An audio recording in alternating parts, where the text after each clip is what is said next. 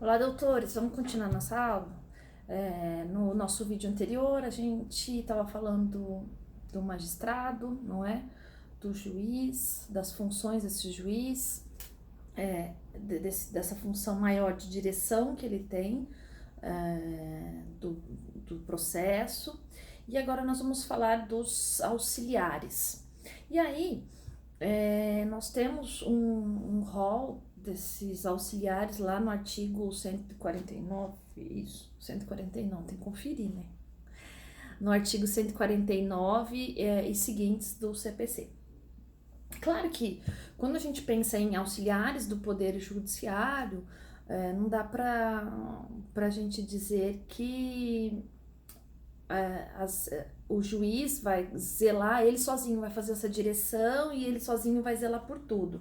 Impossível, não é? O juiz tem vários auxiliares, de todas as ordens e de todas as naturezas para suprir qualquer eventual necessidade desse magistrado, não é?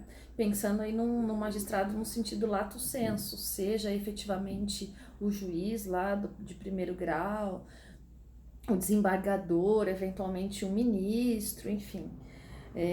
Na verdade, o que a gente tem que pensar é o seguinte: o poder judiciário é como uma engrenagem de um relógio analógico, não é? Ele tem que se encaixar direitinho para um perfeito funcionamento. E para que haja esse perfeito funcionamento, nós temos que pensar o seguinte: nós temos uma série de figuras, não é? É como se a gente olhasse para um tabuleiro de xadrez e cada figura dentro desse tabuleiro tem sua função específica, tem a forma, não é, de como essa peça vai se deslocar, de como essa peça vai atuar, enfim, a mesma analogia dá pra gente fazer de uma maneira relativamente grosseira até com o Poder Judiciário, mas cada um dentro do Poder Judiciário tem a sua determinada função. E aí, o artigo 149 do CPC, ele traz pra gente um rol exemplificativo dessas figuras. Por quê? Porque quaisquer outras figuras que não estejam efetivamente mencionadas aqui e ela seja necessária dentro desse processo, o magistrado pode sim trazer uma outra figura que não esteja descrita aqui para ajudar. É como, opa, para tudo. Eu não consigo zelar por isso sozinho, eu preciso de alguém que me ajude. Vai lá e traz esse alguém. Então, vamos fazer uma breve leitura do 149 para a gente ver esse rol exemplificativo de auxiliares. Olha lá. São auxiliares da justiça, além de outros cujas atribuições sejam determinadas por normas de organização judiciária. Olha aí o porquê esse rol é exemplificativo.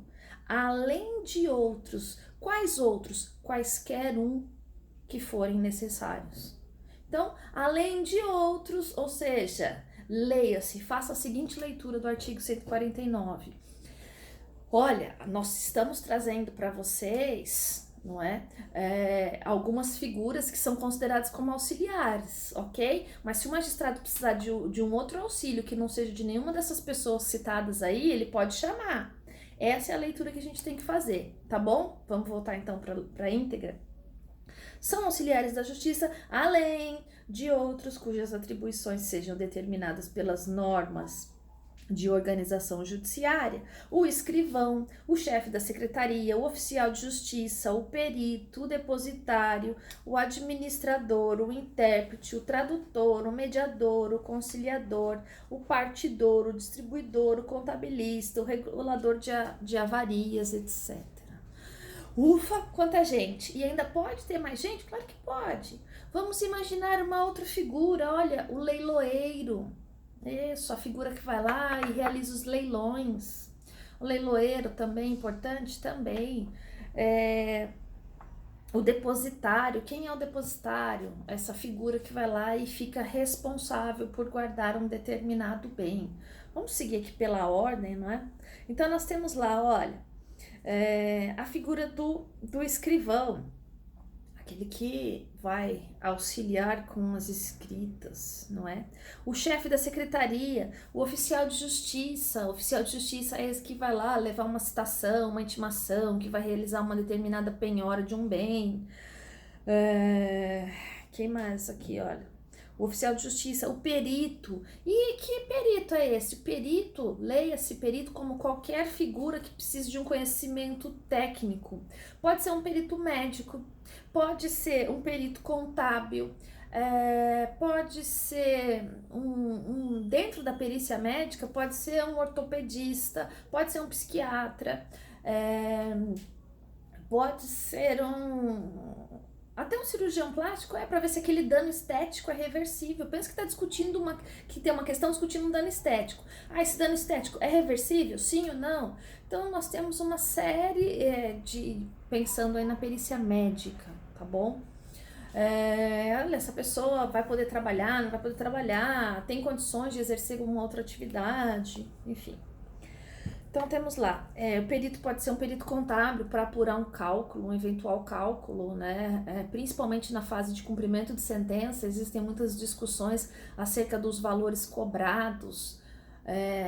Normalmente a parte, aquele que está exigindo o cumprimento da sentença, ele vai lá, normalmente, tá? Apresenta um valor um pouco maior, aquele que vai pagar apresenta um valor um pouco menor, e aí, como é que vai resolver?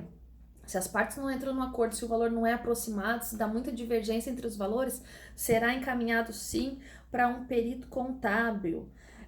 O intérprete, como assim o intérprete? Olha, pensa o seguinte, essa pessoa, ela precisa ser ouvida como testemunha ou mesmo como parte, mas ela não fala o nosso idioma. E aí, vai precisar de um intérprete? Sim, vai precisar de um intérprete juramentado, ok.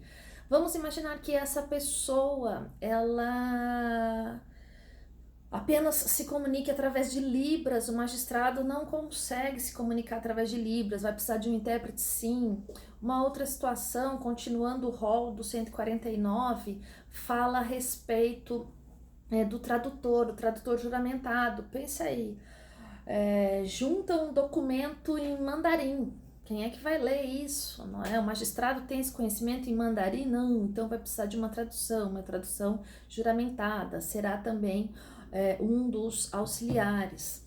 Aquelas figuras que fazem parte, a gente falou no nosso vídeo anterior a respeito do SEJUSC, do Centro de Conciliação, a gente falou de câmara arbitral. Então, o árbitro, que o árbitro ele fica no âmbito extrajudicial, na verdade ele não deixa nem chegar ao Poder Judiciário. Mas falando de mediador e de conciliador, pensa dos integrantes do SEJUSC que vão fazer essa mediação, essa conciliação, também são considerados como auxiliares.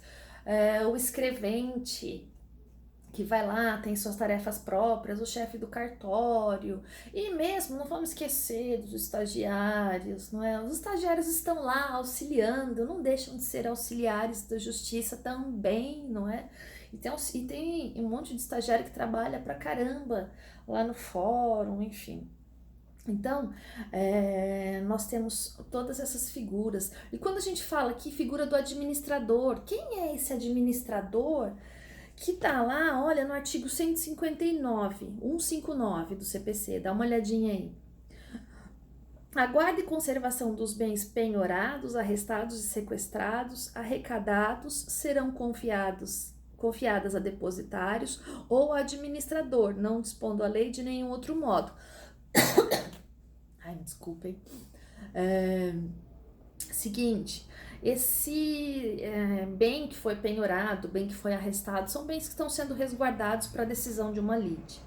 Mas esse administrador aqui, ele também pode ser o administrador de uma massa falida, né? Quando vocês estudarem direito empresarial e estudarem em falência, vocês verão que a massa falida, ela tem um administrador, tem uma figura que vai administrar, que vai zelar, principalmente na fase da recuperação judicial. Porque antes de efetivamente ser decretada a falência de uma empresa, ela passa por um processo de recuperação judicial, onde o Estado vai e concede alguns benefícios para essa empresa, como, por exemplo, parcelamento de pendências com o próprio Estado, com o fisco.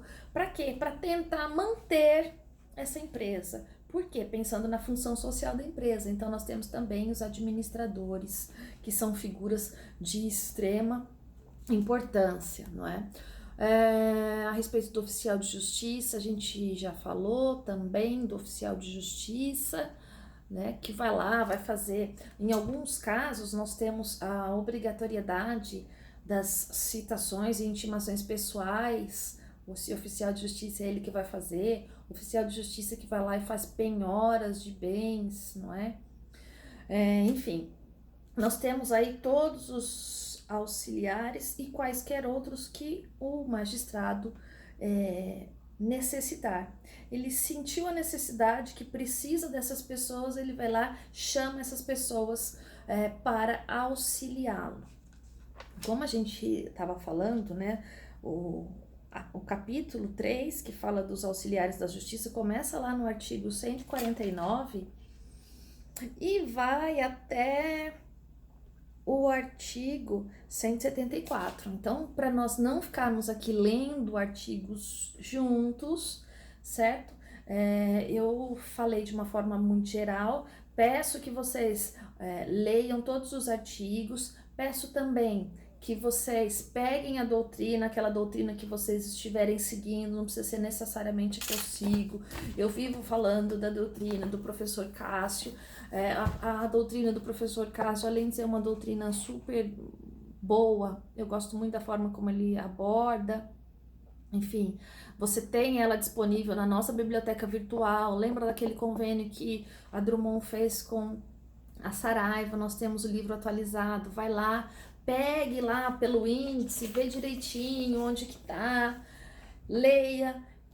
E quaisquer dúvidas, não é? Vamos lá para nossa SAP, que nós vamos discutir todas as nossas dúvidas no SAP, certinho? Daqui a pouco eu vou fazer outro vídeo, vamos continuar a nossa aula falando do nosso fantástico mundo do processo civil. Tá já, então? Até mais, doutores!